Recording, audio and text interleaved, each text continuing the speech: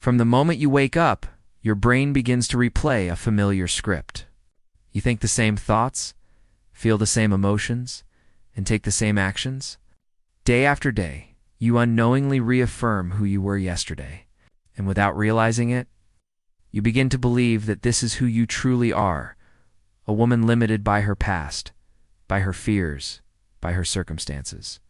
But what if that identity, that story you keep repeating, is not the truth of who you are, but simply a habit of being? Every excuse you've ever whispered to yourself, "I don't have time, not ready, it's too hard," is not a statement of reality. It's a reflection of a neural pattern that has been wired into your brain by repetition and emotion. You see, the mind doesn't know the difference between what's real and what's imagined. It only knows what you emotionally rehearse. Each time you tell yourself you can't, your body receives a signal of defeat. Over time, that signal becomes your baseline state. You wake up every day inside the same emotional frequency of limitation. The brain, in its effort to keep you safe, begins to crave the familiar. It doesn't want transformation. It wants predictability. And so, every time you reach for something new, every time you think of changing your life, that same old voice emerges, the one that says, "Stay where you are. It's safer here." That voice is not your intuition. It's your conditioning. This is the illusion of limitation, the false belief that your current reality defines what's possible. You've been trained by your past to think small, to believe that your struggle is permanent, to normalize your own disempowerment. You've mistaken comfort for peace and fear for logic. But the truth is, every excuse you cling to is a story created by your mind to protect your identity. Because the moment you decide to kill your excuses, you are no longer that version of yourself. The mind resists that death. It resists the unknown. It tells you that you're not ready, that you need more information, that you need permission. But the queen within you doesn't ask for permission. She creates alignment. The human brain is designed to survive, not to evolve. Its job is to predict outcomes, not to expand consciousness. That's why change feels uncomfortable. It's neurological rebellion. When you try to step into a new reality, your brain immediately searches for old reference points. It says, "You've never done this before, so it must be dangerous." That's not truth. It's programming. You are not limited by your biology. You are limited by your repetition. Your excuses are just electrical impulses triggered by emotion, and emotion is energy in motion. Change your energy, and you change your story. Imagine for a moment that every time you tell yourself an excuse, you're reinforcing a neural wall barrier built from fear, doubt, and insecurity. You spend years building it brick by brick until you can no longer see beyond it. But here's the thing, that wall only exists because you keep feeding it. The moment you withdraw your belief, the wall begins to dissolve.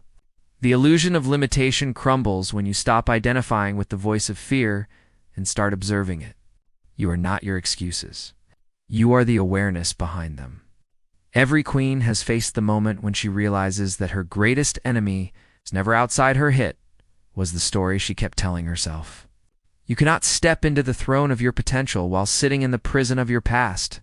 Your excuses are chains forged from memories, moments when you failed, moments when you were hurt, moments when you were told you weren't enough. Those memories create emotional imprints, and your body relives them each time you try to rise. That's why growth feels like resistance. But that resistance is not punishment, it's feedback. It's your soul saying, "We are breaking the old code." When you understand that your limitations are illusions, you begin to reclaim your power. You stop saying, "I can't," and start asking, "What belief made me think I couldn't?" You begin to notice that every excuse you've ever used was a way to stay aligned with your old identity. Because deep down, you feared who you might become if you truly let go. You feared your own greatness. You feared the unknown, even though the unknown is the only place where transformation exists. You've been living according to who you think you are, not who you truly are. Your brain keeps playing the past because it's addicted to certainty, even when that certainty keeps you small. But the queen within you is not defined by the familiar. She is born from the decision to walk through fear, to step into possibility, to rise even when the mind says no. She knows that every excuse is a form of self-betray, A very transformation begins with a single realization. You are not your thoughts. You are the consciousness that observes them. For most of your life, you've been living inside a story that was written for you long before you could choose it. It came from parents, teachers, heartbreaks, and failures that imprinted your sense of self-worth. You learned to see yourself through the eyes of your past, and that lens has shaped how you think, feel, and act in every moment. The words you repeat to yourself, "I'm not enough. It's too late. I don't deserve better," are not truth. They're echoes. They're echoes of moments when you felt unseen, unworthy, or powerless. But what if those echoes could be rewritten? What if the story you've been living isn't who you are, but who you've been trained to be? When you live as a victim of your past, your thoughts, emotions, and energy are chained to the same old timeline. You think about what hurt you, and your brain replays it as if it's happening now. The body doesn't know time. It only knows the emotion you feed it. So every time you remember the pain, every time you identify with the wound, you are programming yourself to stay in survival. You become addicted to the familiar emotions of stress, doubt, guilt, and fear. They feel uncomfortable, but they also feel safe because they're known. The body craves what's predictable, even if it's painful. That's why many people sabotage their own growth. Not because they don't want to change, because their body is addicted to who they've been. To reprogram the inner narrative, now, you must interrupt the pattern of emotional repetition. You must catch yourself in the act of thinking like your old self and consciously choose again. Awareness is the first act of creation. When you begin to observe your thoughts instead of becoming them, you open a doorway between the old you and the new you. In that moment of awareness, you reclaim choice. You can choose to no longer feed the thought that says you're not enough. You can choose to replace the internal noise of fear with the quiet strength of intention. And each time you make that choice, you begin to rewire your brain. You teach your body that peace, not pain, is the new normal. Think of your mind as a garden. For years, you've been watering the weeds, doubt, excuses, limitation, without realizing it. The weeds grew strong because they were fed by your attention.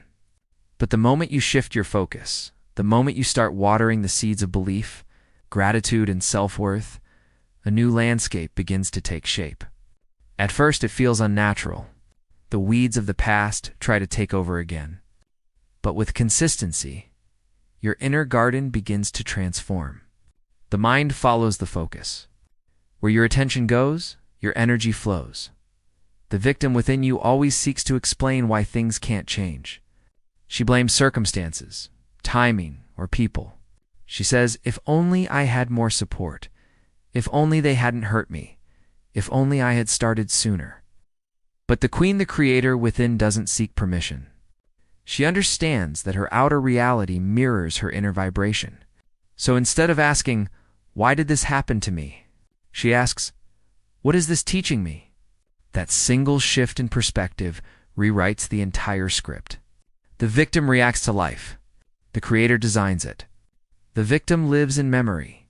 The creator lives in vision. The victim fears the unknown. The creator thrives in it. To step into creation, you must feel the emotion of your desired future before it exists. That means closing your eyes and feeling what it's like to already be the woman you dream of becoming. Not someday, but now. Feel her confidence, her calm, her certainty. Let that emotion flood your body until your nervous system begins to believe it's real.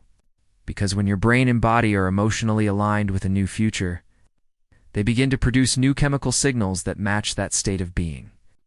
That's how you reprogram the subconscious, not through words, but through emotional repetition. Every time you rehearse your desired future, you are building new neural networks. You are teaching your body to feel abundance instead of lack, courage instead of fear, worthiness instead of doubt. And as those new circuits strengthen, the old story begins to fade. You start noticing that situations that used to trigger you no longer have the same power. You begin responding with awareness instead of reaction. That's when you know the reprogramming has begun, not because your life outside has changed yet, but because your emotional signature inside has shifted. The journey from victim to creator is not about denying pain or pretending that challenges don't exist. It's about recognizing that your power lies in how you interpret them. Every challenge becomes an initiation, a mirror showing you where your energy still lives in the past. The moment you stop resisting it, you begin to alchemize it. The same pain that once defined you becomes the very fuel that propels your transformation. You stop asking life to get easier and start asking yourself to get stronger. You stop seeking validation outside and begin embodying your own truth within. You are not meant to live as a reaction to what happened to you. You are meant to live as a response to who you choose to become. The inner narrative must evolve from I am broken to I am becoming. Because when you rewrite that story consciously, you take back authorship of your life. The queen doesn't wait for someone to save her, she remembers.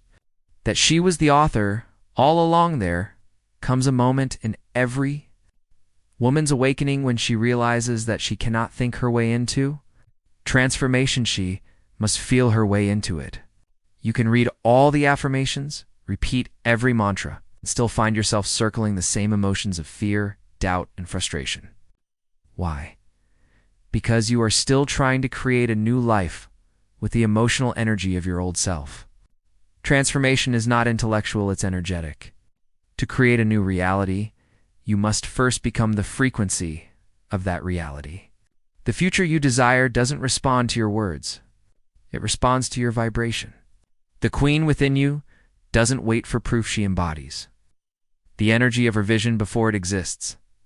Think about this. Every version of you already exists in the field of potential. The confident, peaceful, abundant version of you is not separate from you. It's a frequency waiting for you to tune in. But most people keep tuning into the same emotional station of their past. They wake up and immediately recall their problems, their stress, their failures. They relive yesterday's emotions as if they are still true today. And so, they remain trapped in an energetic loop, a predictable future born from a familiar past. If you want to change your life, you have to break the habit of being your old self. You have to stop remembering who you were and start rehearsing who you are becoming to embody your future self. It means to step into the feeling of your desired future now. You must practice the emotional signature of your dream life before it manifests. When you visualize your goals, don't just see them, feel them. Feel what it's like to already live inside that reality. What does it feel like to wake up in peace? To walk through your day with confidence? To speak with authenticity and grace? When you can generate that emotion without needing the external event to trigger it, you become a vibrational match to the life you want. The universe does not respond to words, it responds to frequency. The old version of you is addicted to survival. She feels stress, scarcity, and worry because her body has been conditioned to those emotions for years. But the future version of you, the queen's calm, radiant, certain. She is magnetic because she no longer chases.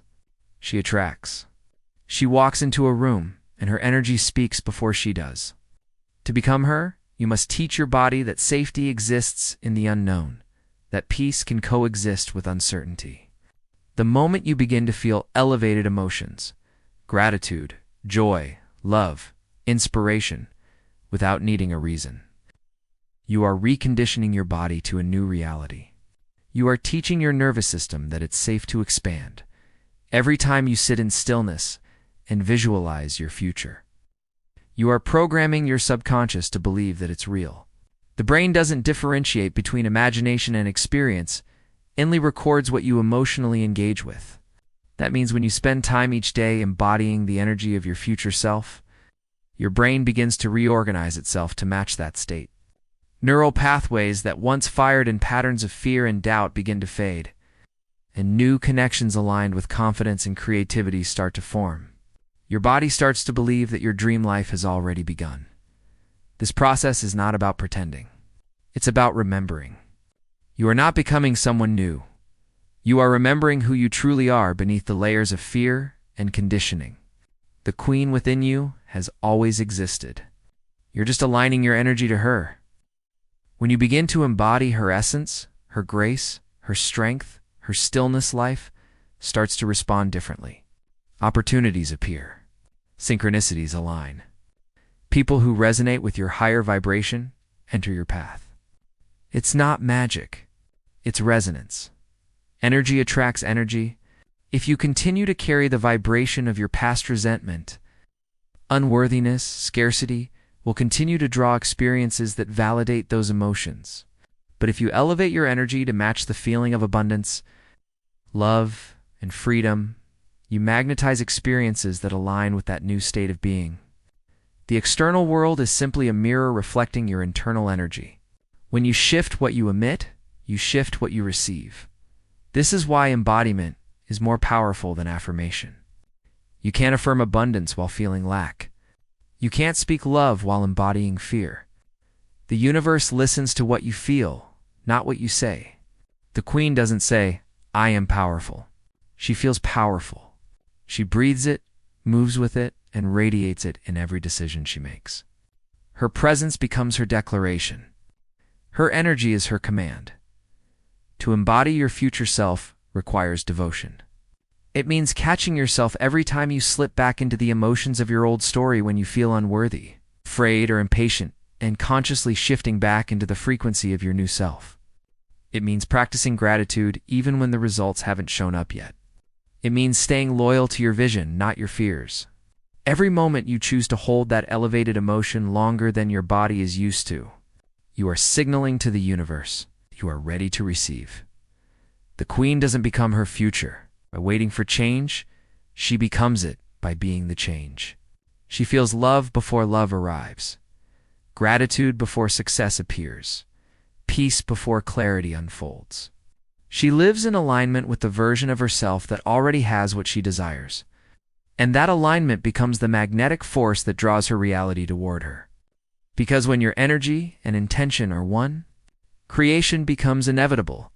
There comes a sacred moment in every woman's evolution when she realizes that the battle was never against the world, it was always within herself. The moment when she looks into the mirror and no longer sees a victim of circumstance, but the creator of her own kingdom. This is the essence of the royal rebirth, the point at which the queen within finally rises from the ashes of excuses, fear, and self-doubt. She is not reborn because someone saved her. She is reborn because she finally stopped betraying her potential. The crown is not given, it is claimed. Living without excuses means understanding that every limitation you've ever accepted was self-imposed. The stories you tell yourself about not having enough time, support, or strength are not facts. They are permissions you've granted yourself to remain small. Excuses are comfortable because they protect you from responsibility. They give you a place to hide when your greatness feels too heavy to carry. But the queen no longer hides. She faces her reflection and admits that her excuses have been the only thing standing between her and the life she was destined for. She sees that the pain of staying the same has finally become greater than the fear of change. To be reborn into a life without excuses is to step into radical ownership. It's to understand that your circumstances do not define your reality, your perception does. The same storm that breaks one woman can build another. The difference is in the meaning she gives it. When the queen faces challenges, she doesn't say, "Why is this happening to me?" She says, "What strength is this trying to awaken in me?" That shift in perception turns adversity into alchemy. Every obstacle becomes initiation. Every failure becomes refinement. Every setback becomes fuel for the rise. Excuses are the language of the old self. It's a part of you that still believes she needs something external to become who she's meant to be. But the royal rebirth demands that you strip away everything false, every dependency, every validation, every crutch. The queen walks into her destiny naked of justification. She understands that power doesn't come from proving. It comes from presence. She no longer negotiates with her fear or bargains with her dreams. She simply decides, and in that decision, reality begins to rearrange itself. To live without excuses means to live consciously. It means catching yourself in the moment you begin to shrink and choosing to expand instead. It means recognizing the voice of the old self, the one that whispers, "You can't, you're not ready, you'll fail," and answering it with unwavering certainty, "Watch me." That's the language of a woman who has remembered her divinity. She no longer needs external permission to shine. She understands that her power was never lost, only forgotten under the weight of doubt. The royal rebirth is not about perfection. It's about truth. It's about removing the masks you've worn to please, to fit in, to survive. It's about embracing every scar, every wound, every flaw as part of your crown. The queen doesn't hide her pain. She transforms it into purpose. She knows that every time she refused to give up, she was weaving gold into her story. Her strength didn't come from the moments of ease, but from the moments she chose to rise when everything around her told her not to. That resilience becomes her throne. Living without excuses is not about pushing harder. It's about aligning deeper. It's not about doing more. It's about being more. The queen no longer chases outcomes. She cultivates energy. She understands that when her inner world is disciplined, her outer world reflects that harmony. She no longer reacts to life. She responds with intention. Her emotions are no longer dictated by chaos. They are guided by clarity. She doesn't let fear dictate her decisions because she knows fear is just faith in the wrong direction.